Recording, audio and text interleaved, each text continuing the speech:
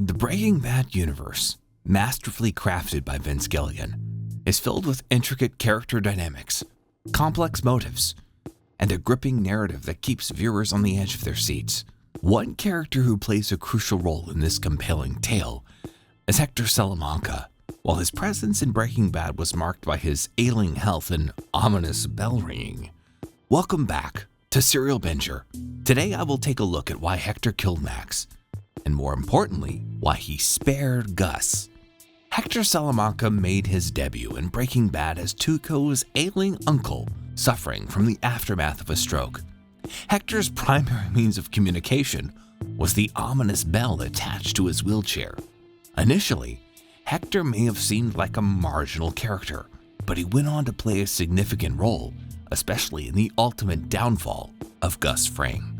Tuco, Hector's nephew, introduced Walter and Jesse Pinkman to Hector while they were in the desert. It was during this meeting that Hector's cunning was revealed when he sabotaged Walt's attempt to poison Tuco, demonstrating that his mind remained sharp despite his failing health. Furthermore, Hector was instrumental in raising his nephews, including the menacing cousins Marco and Leonel, to become high-ranking members of the cartel. Hector Salamanca's vendetta against Gus Fring had its roots in the intense rivalry between the two. As we delve into the prequel series, Better Call Saul, we discover that Hector was part of the Juarez cartel and operated under the command of Don Eladio. It was during this time that Gus entered the cartel sphere, and Don Eladio hosted a pivotal meeting that would shape their destinies. Don Eladio was displeased with Gus and his partner for their approach to doing business.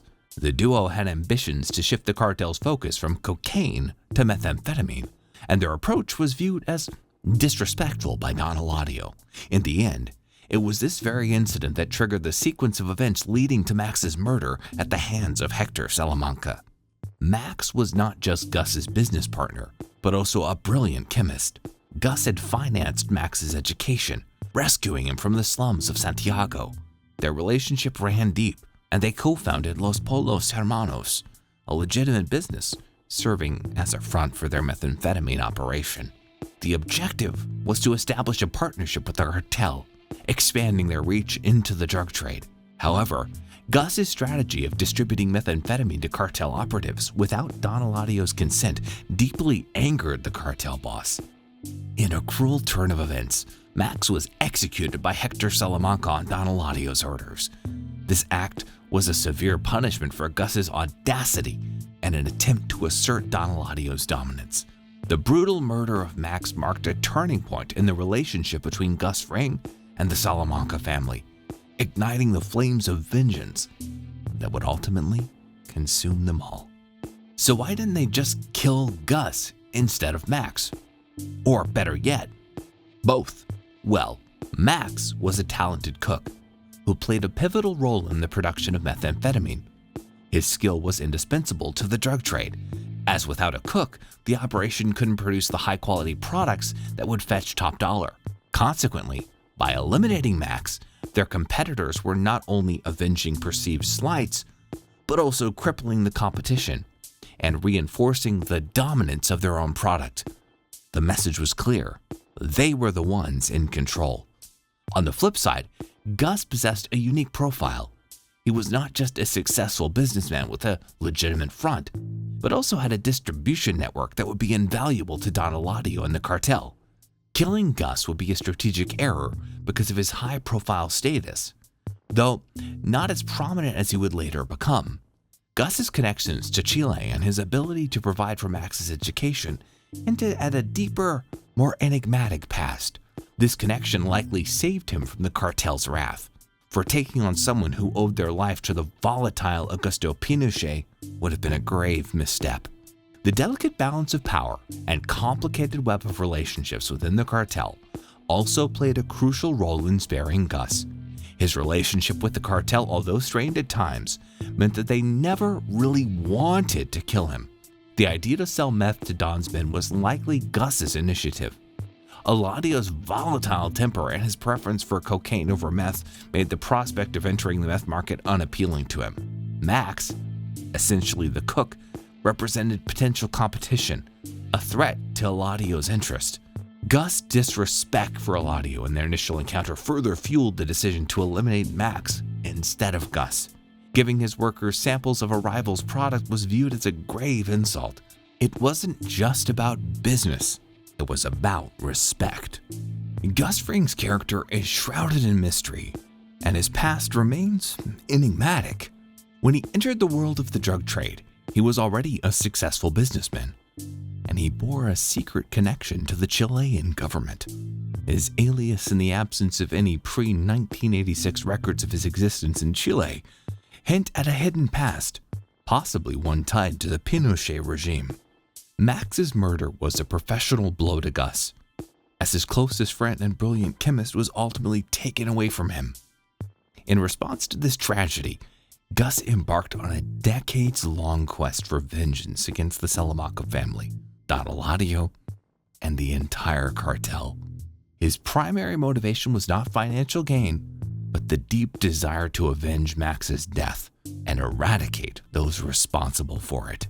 Speculation about Gus's sexuality has been the subject of countless debates and theories among viewers. However, as Better Call Saul inches closer to its much-anticipated conclusion, co-creator Peter Gould has chosen to shed light on Gus Fring's sexual orientation, while also delving into the romantic relationship that played a significant role in shaping his character. In a recent interview on the Ringer podcast, Peter Gould provided insight into the backstory of Gus Fring. He specifically highlighted a flirtatious encounter in Season 6, Episode 9 of Better Call Saul, entitled Fun and Games.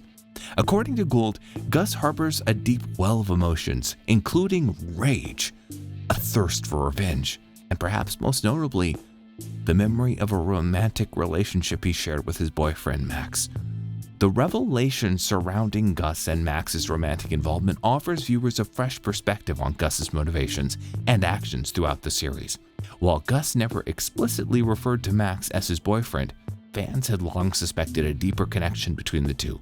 Peter Gould's confirmation of this theory underscores the significance of revenge in Gus Fring's mission to annihilate the Salamanca family and highlights the intricate layers of his character.